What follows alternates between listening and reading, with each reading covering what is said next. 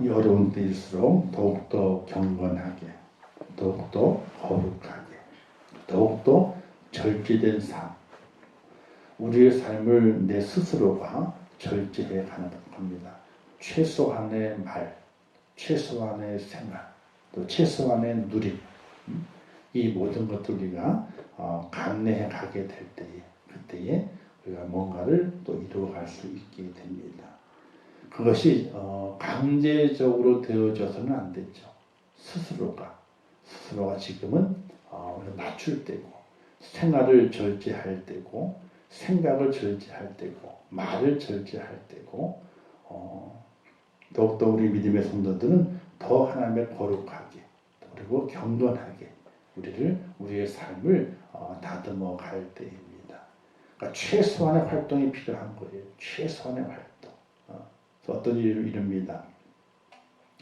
겨울이 되게 되면은 고기들이 먹이 활동을 하지 않습니다. 거의요.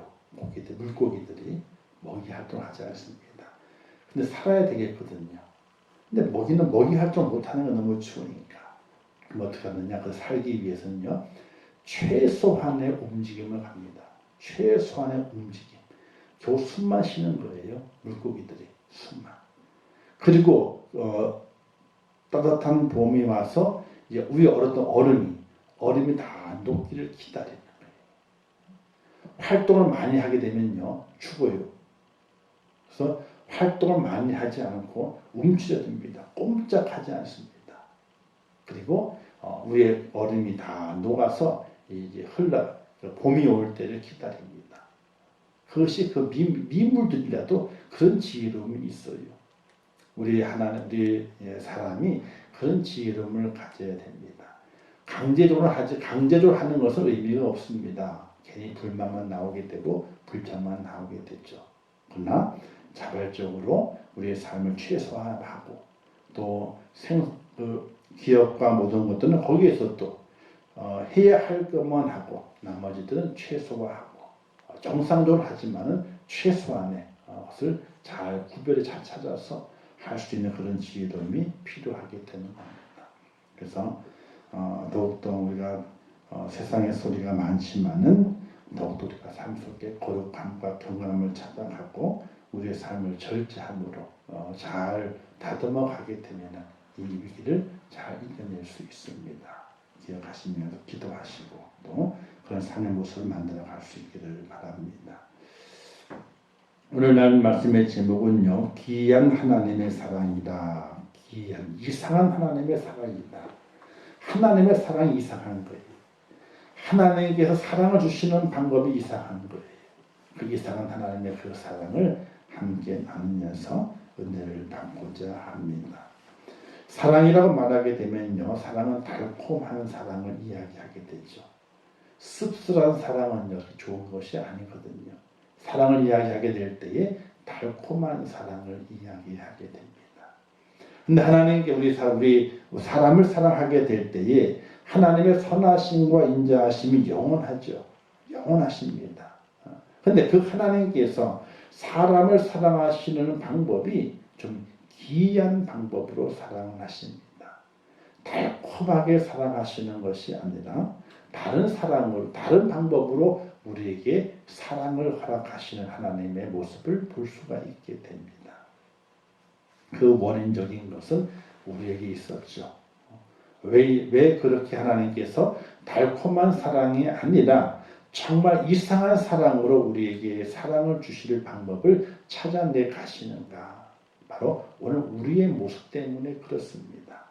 하나님의 달콤한 사랑을 받았지만은 그 달콤한 그 사랑을 기억하지를 못해요. 어떠한 때에 우리가 하나님으로부터 달콤한 사랑을 받았던가, 사랑을 누리는 것은 알았는데 어떻게 우리 어떤 때에 달콤한 사랑을 주셨던가에 대한 기억이 없어져 버리고 말았습니다. 그래서 사랑만 추구하게 되는데 사랑만 추구하는 그들에게 사랑을 주셔야 되는데 그 사랑을 주시는 방법이 달콤한 방법을 통해서 사랑을 주시지는 않았다는 거예요. 오늘 하나님의 말씀 함께 나누면서 하나님 어떤 사랑을 우리에게 허락하시는가, 어떤 방법으로 사랑을 주시는가, 그것과 함께 나누면서 은혜를 받아보려고 합니다. 우리는 언제나 바른 길을 가기를 원하죠. 그리고 바른 목적지에 당도하기를 원하는 것이 우리의 모습입니다. 우리의 소망이죠. 길을 떠났는데 목적지를 잃어버리게 되면 안 되는 것이지 않습니까? 길을 떠났는데 목적지에 가야 되죠. 근데 우리 인생의 삶 속에서 목적지를 잃어버리고 헤매는 때를 만나게 됩니다. 오늘 4절 말씀에 그들이 광야 사막길에 방황하며 거주할 성읍을 찾지 못하고 이렇게 말하고 있습니다. 인간의 사람의 전형적인 삶의 모습입니다. 하나님을 알지 못하고 하나님을 배반한 이들, 그들은 이 땅의 삶을 살아가지만 그들은 목적지가 없는 삶을 살아가게 되는 겁니다. 거할 성이 없는 겁니다. 그들에게 참 안식을 줄 그 성읍이 그들에게 없는 겁니다. 그러나 찾기 위해서 이리저리로 방황하지만은 찾지 못하게 됩니다. 찾지 못하게 되니까 그들은 어떻습니까? 목이 말라버립니다. 그리고 점점 그들은 어떻게 돼요? 마음이 지쳐져 갑니다. 처음에는 몸이 지치지만 그다음은 마음이 지쳐져 가게 되고, 마음이 지쳐가게 되면요, 그 속에 절망이 쌓이게 되죠. 절망에 쌓이는 그는 어떻게 쓰러집니다. 피곤해서 쓰러집니다. 더 이상 앞으로 전진할 수 없습니다. 그런 지경에 이르는 사람이 있다는 것을 오늘 성경에 말씀하게 됩니다. 이 말씀은 바로 오늘 우리의 삶의 모습을 비춰볼 수 있게 만들죠. 이 땅의 삶은 광야와 같은 삶의 모습입니다. 거주할 성읍이라고 하는 것, 우리가 안전하게 거주할 수 있는 삶의 형편을 이야기하게 됩니다. 편안하게 거주할 수 있는 삶의 조건들을 이야기하게 됩니다. 아무리 분주하게 다녀본다 하지만은 참 쉼이 없지요. 어떤 경우에는 삶의 분주함이 우리의 삶을 지루하지 않게 한다고 하지만은, 그러나 얼마 가지 않아서 지쳐버리고 피곤해서 쉼을 얻지 못하게 되는 오늘 우리의 모습을 발견하게 됩니다. 우리나라도 주 52시간 근무를 얘기하지 않습니까? 그 52시간의 근무를 왜 이야기하게 될까요? 쉼이 있는 인생을 찾기 위해서 52시간의 근무를 주장하게 되는 거예요. 놀기 위한, 잘못 생각하게 되면 논다는 생각을 가지거든요. 노는 것이 아니라 쉼이 있는 인생이어야지 거기에서 진정한 삶의 행복을 찾을 수 있다는 거예요. 쉼이 있는. 기계도 쉬지 않고 돌리잖아요. 어떻게 됩니까? 금방 망가지거든요. 사람의 인생도 쉬지 않게 돌리게 되면요, 망가지게 돼 있어요. 그 기계에 망가지면요, 고치면 되거든요. 다른 기계로 대체하면 되거든요. 그러나 사람은 대체할 수가 없어요. 아버지의 자리를 어떻게 대체합니까? 엄마의 자리를 어떻게 대체합니까? 자식의 아들, 딸의 자리를 무엇으로 대체하겠습니까? 대체할 수 있는 것이 없는 거거든요. 그렇기 때문에 쉼이 있는 삶을 만들어 주어야지 그 속에 인생에 행복을 가질 수 있다. 그런 의미에서 52시간 근무를 지금 이야기하고 있는 것이거든요. 근데 거기에는 이제 서로 간에 욕심을 버려야 되는 그런 원칙이 있습니다. 사업주도 욕심을 버려야 되고 근로자도 욕심을 버려야 돼요. 이걸 서로가 버리지 않으면요, 52시간을 통해서, 일함을 통해서 쉼이 있는 인생을 만들어 갈 수가 없게 돼요. 한쪽만 욕심을 버려라, 그래서는 안 되는 거예요. 양쪽 다 욕심을 버려야 돼요. 그래야지 쉼이 있는 인생이 만들어지게 되고, 또 우리가 추구하는 사람이 추구하는 인생의 행복을 만들어 갈 수 있게 되는 것이, 인생의 삶은 살아갈수록 갈증이 난다고 이야기합니다. 어떤 분은 이런 이야기했습니다. 인생을 소금물과 같다, 이렇게 말했습니다. 꼭 필요해서 마셔야 하지만 마실수록 더욱더 갈증이 나는 상태. 인생이 그렇다. 꼭 소금물이 필요하거든요. 사람 몸에 소금이 돼 있기 때문에, 소금이 있기 때문에 소금을 섭취해야 돼요. 근데 섭취하지만은 그 섭취를 자꾸 하다 보기 때문에는 도리어 더 갈증이 나는 상태가 되는 것. 그것을 바로 인생이다. 이렇게 이야기한 사람이 있습니다. 이것은 중독됨으로 인해서 오는 위기를 말하게 되는데, 일에 중독이 되고 사치에 중독이 되고 맛에 중독이 되고 허영에 중독이 되고 높아짐에 중독이 되고, 즉 세상에 중독되어 살아가는 그 인생을 이야기한다. 이렇게 말할 수 있게 됩니다. 중독되는 바람에 그들이 방황하게 됩니다. 그들의 목이 마릅니다. 인생이 목마릅니다. 그리고 그 영혼이 피폐해지게 됩니다. 우리가 이 땅에 살아가는 건 절대적으로 필요하죠. 세상에 없으면 안 됩니다. 발을 붙이고 살아가야 되고 또 일을 해서 살아가야 되고 먹고 마시고 쓰고 하는 모든 일들이 우리 일상에 꼭 필요한 것들입니다. 그러나 그것이 소금물이 돼서는 안 된다는 거예요. 거기에 중독되고 거기에 맛이 들려져서 그걸 계속 섭취하려고 하는, 더 많은 걸 섭취하려고 하는 그런 마음을 가지고 살아서는 절대로 안 됨을 이야기하게 됩니다. 그러나 자꾸만 섭취하려고 합니다. 그것을 누리려고 그럽니다. 거기에 중독되어서 이끌림을 당하려고 하게 됩니다. 그게 바로 인생의 모습이라 이렇게 말하게 되죠. 세상의 모든 것들은 하나님께서 인생에게 꼭 필요하기 때문에 주신 것들입니다.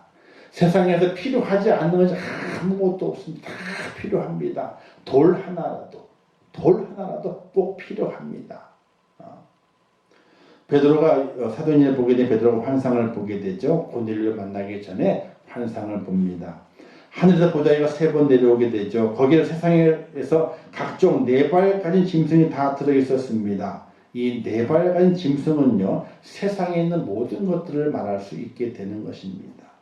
이때 하늘에서 소리가 들립니다. 베드로에게 잡아먹으라 하고 소리가 들립니다. 이때 베드로는 이렇게 말합니다. 섭되고 깨끗하지 아니하는 것을 내가 결코 먹지 아니하겠나이다 하고 거부합니다. 이게 3번 연속 내려오게 될 때 2번째 소리가 들립니다.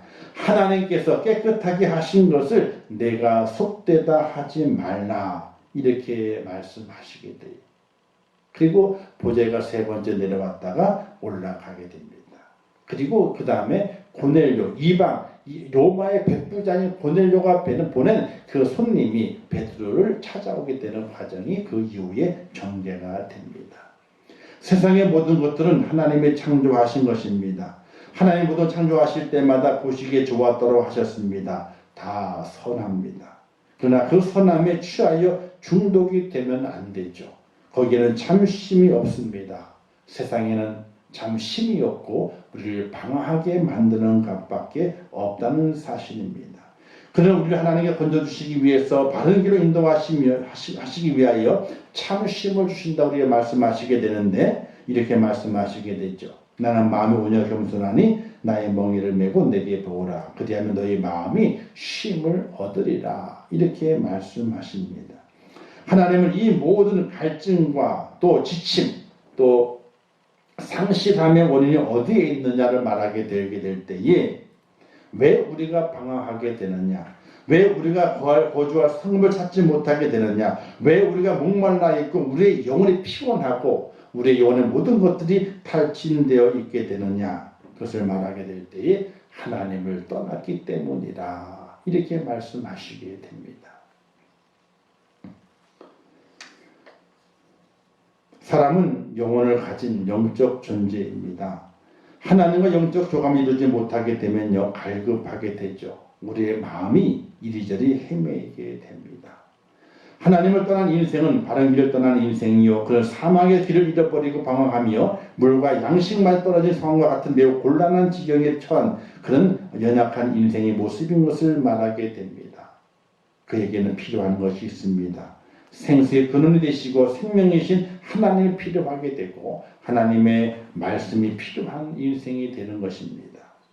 우리의 삶의 모습은 결국 무엇이 필요할 것인가? 바로 하나님이 필요하고 하나님의 말씀이 필요하다는 사실입니다. 오늘 우리가 살아가는 이 땅의 삶 속에 우리는 많은 헤매임 속에 살아갑니다. 바른 길을 찾지 못하고 헤매입니다. 그 속에서 우리는 하나님을 만나고 하나님의 사랑을 찾아낼 수 있는 은혜로 필요하게 되는데 우리가 찾지를 못합니다.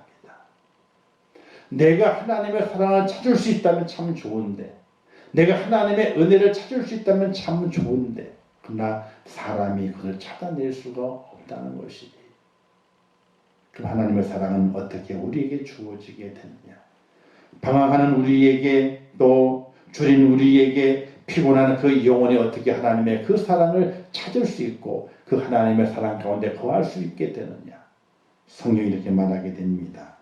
그들이 근심 중에 여호와께 부르짖음에 그들의 고통에서 건지시고, 이렇게 말씀하고 있습니다. 하나님의 사랑은 다른 곳에 오는 것이 아니라 우리가 부르짖게 될 때에, 그때에 하나님의 사랑이 우리에게 온다는 거예요. 아이를 키우는 어머니들을 교육하는 방법들이 좀 여러 내용이 많이 있게 되죠. 여러 방법들이 있습니다. 그런데 이런 이야기를 전무하시는 분이 계십니다. 달라 그러지 않을 때 주지 말고 때 쓰기 전에 주어라. 이게 이 시점을 잘 해야지 아이가 바른 인격이 형성된다는 겁니다. 달라 그러지 않는데 주지 말라는 거예요. 달라 그러지 않는데.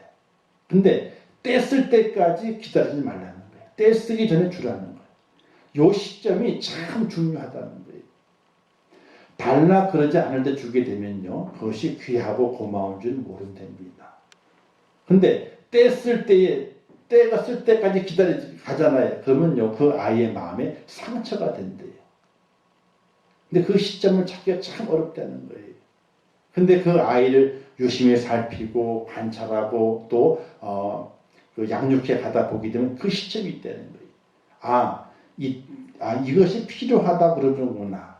그럼 그때 주고.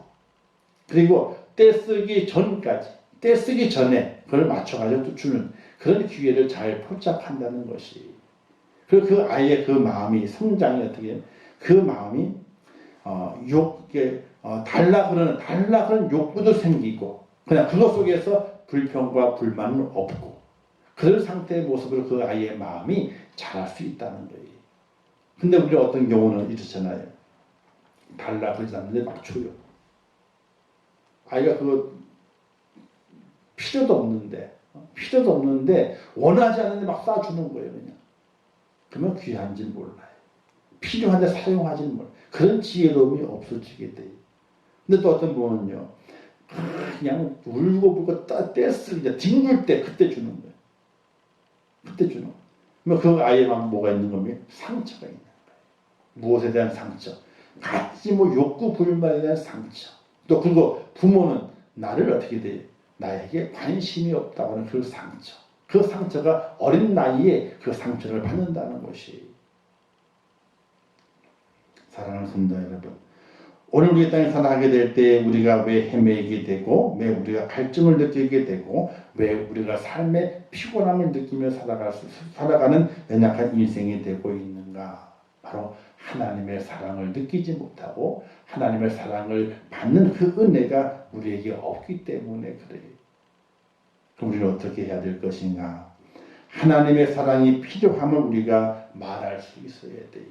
하나님의 은혜가 필요함을 우리가 표현해낼 수 있어야 돼요. 왜 하나님께서 나를 날마다 눈동자처럼 지켜보시면서 나를 관찰하시고 나를 잘 양육하기를 원하시는 하나님 아버지이시기 때문에 너의 필요가 무엇인지를 살피고 우리의 요구가 있게 될 때에 그 요구에 응하시는 분이 하나님이시기 때문에 우리는 그 하나님께 부르짖어 그 하나님께 사랑을 요구하고 하나님의 그 은혜와 은총을 요구할 수 있는, 달라고 구할 수 있는 하나님의 사람이 되게 될 때에 우리의 삶 속에서 방황이 그치게 되고 쉼을 얻을 성읍을 찾게 되고 우리의 마음에 풍요로움과 안식이 있어서 참 기쁨의 삶을 살아갈 수 있는 하나님의 사랑이 우리에게 넘치는 축복자가 됨을 믿으시기를 주님의 이름으로 축원합니다. 그래서 하나님의 사랑은요, 달콤하지만은 달콤함을 먼저 주시는 분이 절대로 아니라는 거예요. 우리가 그걸 알아야 돼요. 무조건 앵기시는 분이 절대로 아니라는 거예요.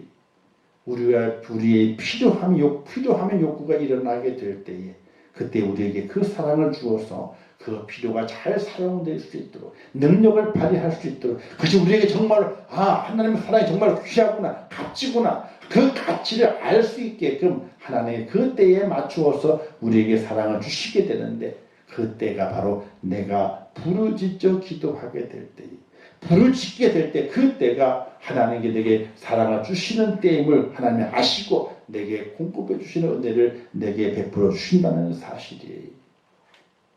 요즘 어떻습니까? 사실은 부르짖어 기도하는 그 때가 사실 많이 없습니다. 왜? 그렇게 간절하지를 않아요. 그렇게 간절해요. 저도 어떤 데 기도하다 보게 되면요, 간절함이 없어요. 어떤 때는 그래서 정말 그 옛날 간절함이 그 옛날 나의 간절함이 내게 있으면 좋겠는데 하는 그런 마음을 가질 때가 있어요.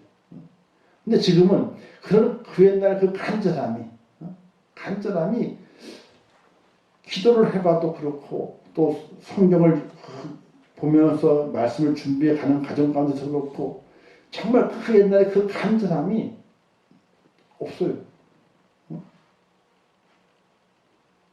그래서 제가 불쌍해.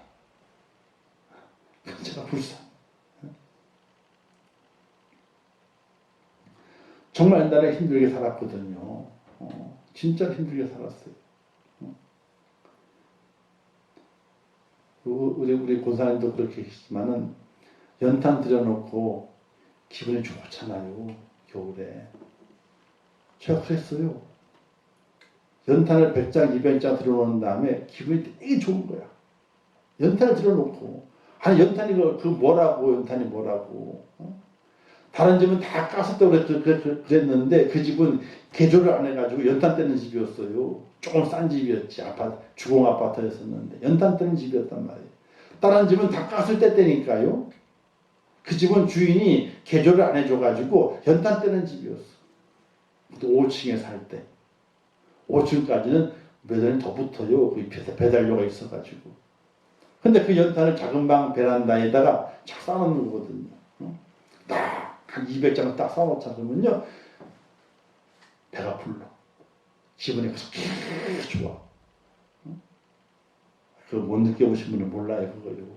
겨울에 연탄 딱 들어놓은 다음에 그 기분 좋은 그 기분은 못 느끼신 분은 몰라요. 근데 기분이 좋은지 몰라. 그게 연탄 200장이 다 들어가 있으면은 그 베란다가 좁기 때문에 한 절반이 꽉 차요. 그냥 베란다가요.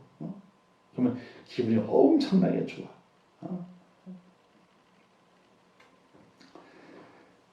그때 그 간절한 그 마음, 그때 그 기분 좋은 그 마음, 그걸 다 잃어버렸어. 믿음 속에서의 간절함도 잃어버리게 되고, 생활 속에서의 그 감사의 간절함도 잃어버리게 되고, 어떻게 보게 되면은 그때가 정말로 더 행복했을 수도 있어요. 연탄 한 장 때문에 행복을 하고, 어떤 때는 연탄 군용을 잘못 막아가지고 연탄이 다 타버렸어. 그죠? 싹 타버렸어. 군용을 더 꽉 막으면 불이 꺼져버리잖아요. 가스가 많이 나와요. 그러니까 잘 조정해야 되거든요. 근데 그 막는 군용이 지금은 뭐 이렇게 조정이, 옛날에는 신문지를 이렇게 천 싸가지 막았거든요. 이렇게 군용을. 그럼 그걸 꽉 막아놓으면 어떻게, 꽉 막아놓으면 불이 꺼지고, 많이 열어놓으면 불이 다 타버리고, 그러면, 아이고, 아까운 하나 다 타버렸다. 그런 마음을 갖고, 불 조정을 사람은 이렇게, 균형 조정을. 그리고 그게 다음날까지 남아있으면 어떻게 돼? 아이고, 한 장 아꼈다. 연탄 한 장 아낀 거예요. 그리고 거기에다가 뭘 데펴요? 들통을 집어넣어가지고 물을 데펴. 그 물 가지고 아침에 세수하고 머리 감고 그 빨래도 하고.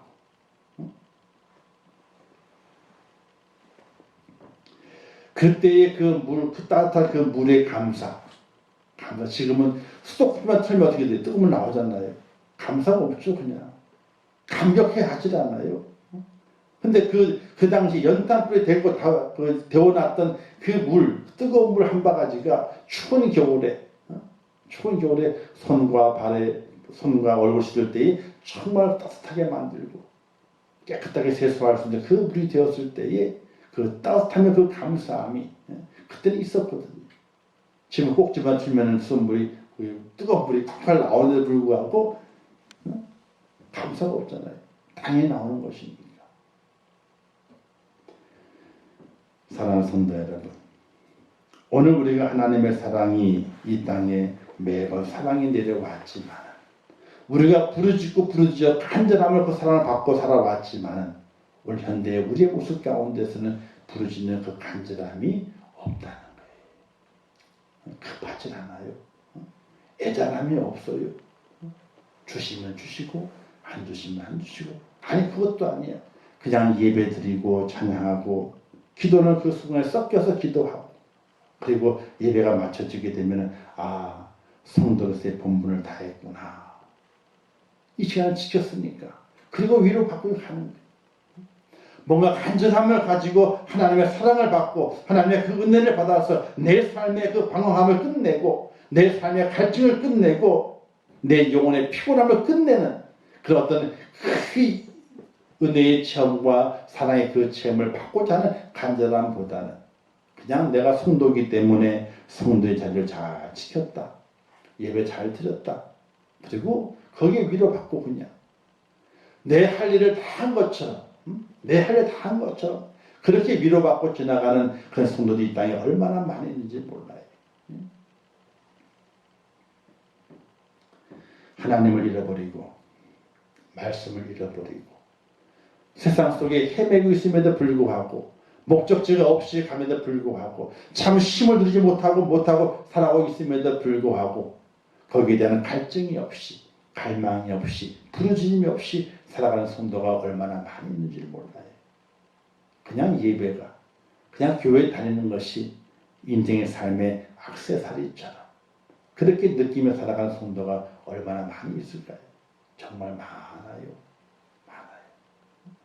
예배에 대한 간절함이 없고, 기도에 대한 간절함이 없고, 내 육신의 건강에 대한 간절함이 없고, 내 영혼의 갈증을 해결하고 싶은 그 간절함이 없이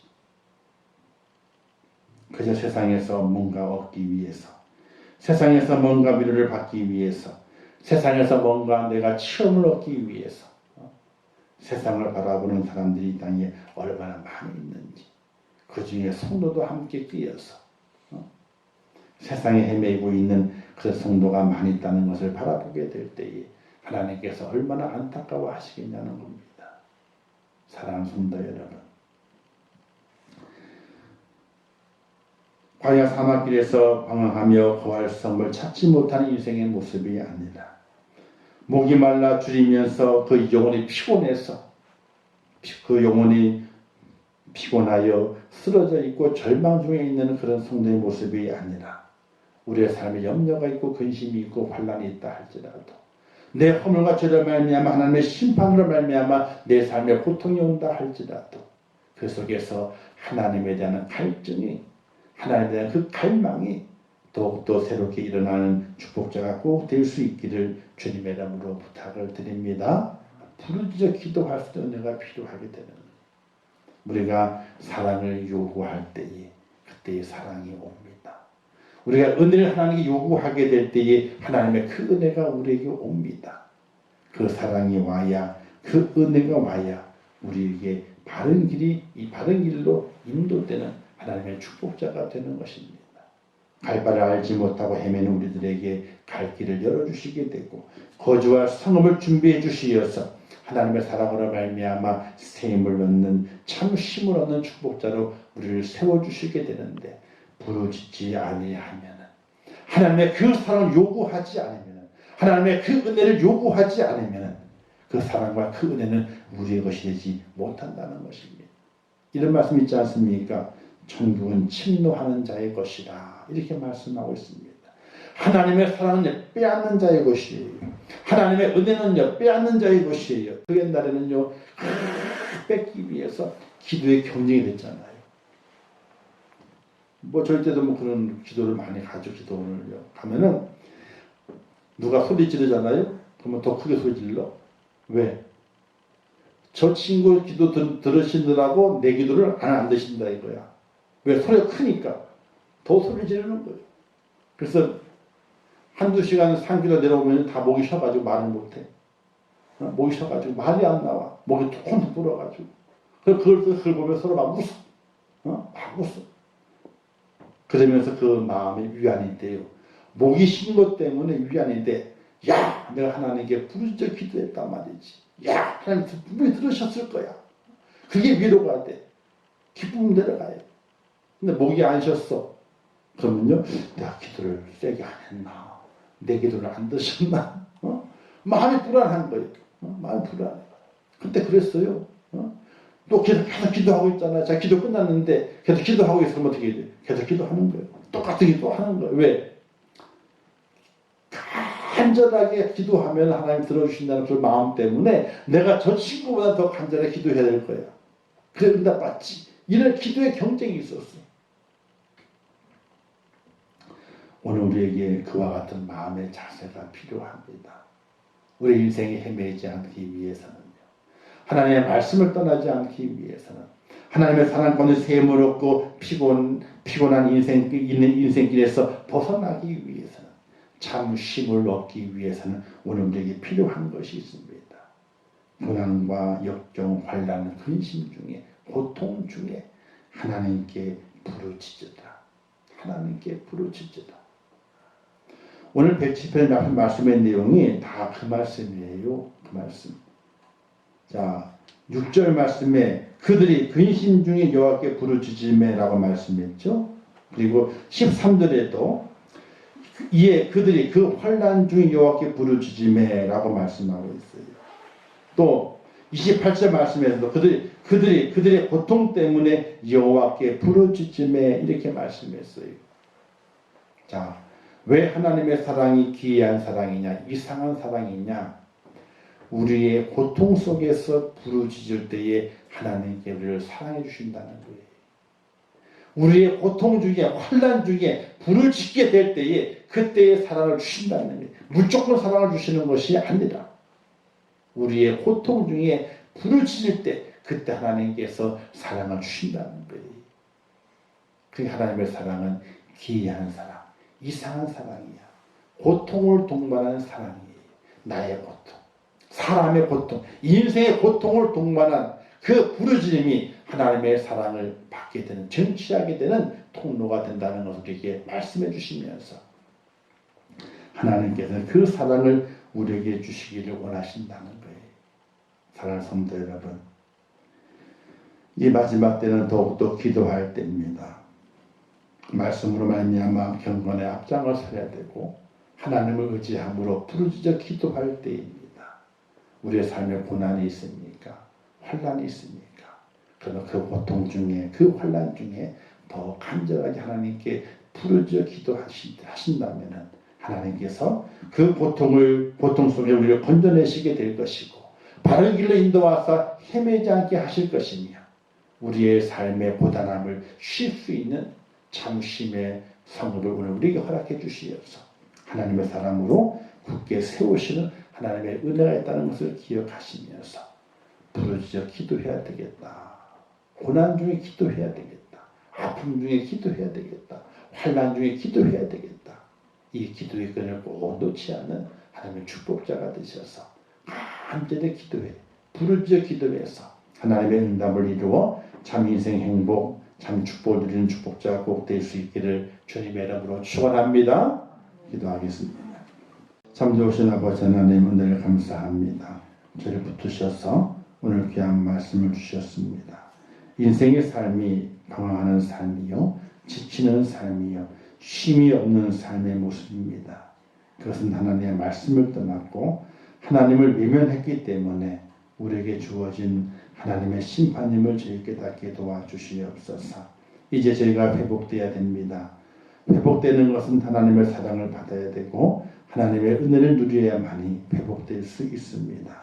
아버지, 하나님의 사랑을 받고 하나님의 은혜를 누릴 수 있는 것은 부르짖어 기도하는 길밖에 없습니다. 아버지는 하나님 간절한 마음으로 부르짖어 기도할 수 있는 하나님의 사람이 되게 하여 주시옵소서. 부르짖지 아니하면은, 간절함을 기도하지 아니하면은 하나님께서 사랑을 주지 않습니다. 은혜를 베풀지 않습니다. 아버지, 그 사랑, 그 은혜를 쟁취하는 자가 되게 도와주시옵소서. 부르짖어 기도하여 하나님의 그 사랑과 그 은혜를 쟁취해서 우리의 삶의 고통을 멈추게 하시고 우리의 삶의 길이 바른 길이 되게 하시며 인생의 참 쉼을 얻는 축복자가 될 수 있도록 은혜를 베풀어 주시옵소서. 우리 임천의 순들을 기억해 주시고 정말 그들이 간절한 주 앞에 기도할 수 있는 기도의 사람이 되게 하시옵소서. 부르짖어 기도함으로 말미암아 인생의 문제가 해결되고 영적 문제가 해결되고 그들의 인생의 삶의 문제가 해결됨으로 말미암아 아버지 하나님의 축복을 누리게 하시고 참 쉼을 얻는 복된 자가 될 수 있도록 은혜를 허락하여 주시옵소서. 어떤 형편에 있든지 어떤 환경에 있든지 어떤 여건에 있든지 기도하기를 쉬지 않게 도와주시고 정말 간절히 부르짖음으로 하나님의 응답을 이루어서 하늘의 복을 받는 믿음의 사람이 되게 하여 주시옵소서. 예수님의 이름으로 기도하옵나이다.